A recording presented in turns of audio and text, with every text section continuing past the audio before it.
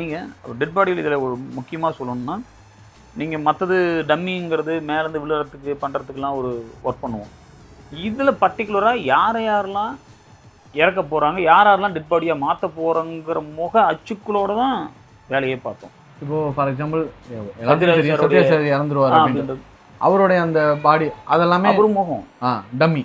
Dummy ப்ராப்பராகவே அவருடைய அச்சு எடுத்து அவருக்காக ஒரு ஒர்க் பண்ணுறது. அந்த மாதிரி கை கால்லாம் கூட இந்த டைமில் சிலிக்கானில் ப்ராப்பராக ஒர்க் பண்ணியிருக்கோம். நீங்கள் கையை வந்து நீங்கள் எப்படி நம்ம கையை ஆட்டினா எப்படி இருக்குமோ அந்த மாதிரி தான் அதையும் ப்ராப்பராக ஒர்க் பண்ணியிருக்கோம்.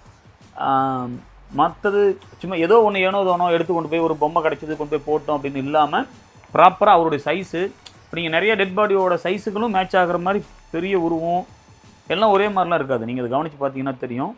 பெரிய உருவம் சின்ன உருவம் கலந்து யாரெல்லாம் அதில் நடிக்கிறாங்க அவங்கவுங்களுக்கு தனியாக மெயினாக இருக்கிற ஆட்கள்.